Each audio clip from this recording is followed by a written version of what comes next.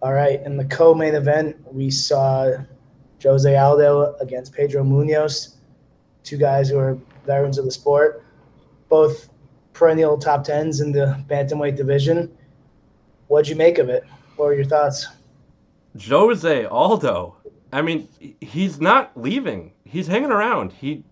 People are expecting him to slow down. I mean, one of the big headlines we heard all week going into it was that his age. I mean, they couldn't believe it. They couldn't, I don't know, fathom. His career seems so long, and it's true. It has been that long, but he's still the same quality fighter.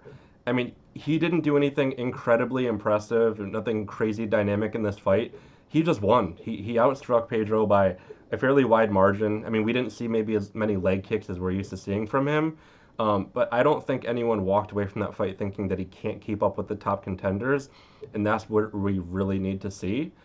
The only thing that I think is going to hold him back a little bit is the fact that he already lost to Peter Yan, and I know there's going to be a ton of competition to fight whoever wins this rematch of Yan versus Aljo, and I think Aldo will have to win a few more fights to get there. I know his call out was of TJ, or yeah, of Corey, I'm sorry, of TJ Dillashaw after the fight. TJ came out today and kind of said he wasn't interested.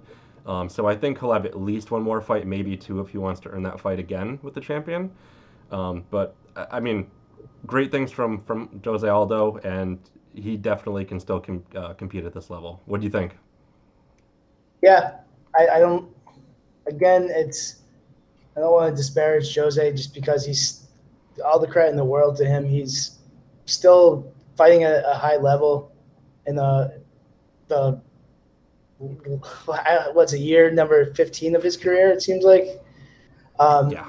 yeah, I think I just don't know where he goes from here. Yep. It's Do I want to see him fight Sandhagen? I mean, I've been a fan of him for a long time, and I just He don't. might get beat up. That's the He might problem. get hurt. He That's the might thing feel bad. when people fight Sandhagen, they get hurt.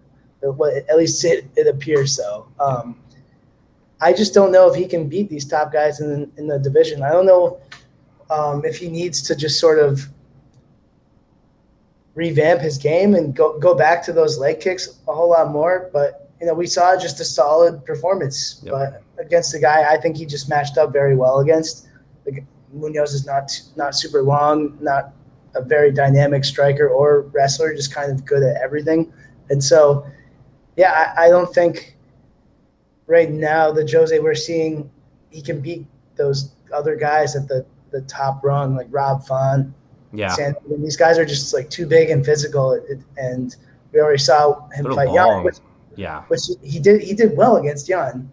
It's just I don't know what the future holds for him. I think a fight with Dillashaw would make the most sense to me. And And I'd that's love to see that fight. yeah, I think as a longtime fan of both of them, like that's matchup wise too. It could be competitive. We could see some really dynamic combinations and striking between the two of them. But I don't really have a ton of interest in seeing him fight Sandhagen or Rob Font. I think they both beat him pretty easily. And so, Their reach is almost unfair with that division yeah, because they're used to seeing these shorter guys. You think of 145, and they're all very. I know this is the 135-pound division, but just as an example, you get all the guys you can think of at 135, 145 are fairly short, except those handful, and they have that reach advantage that just ends up dominating fights sometimes.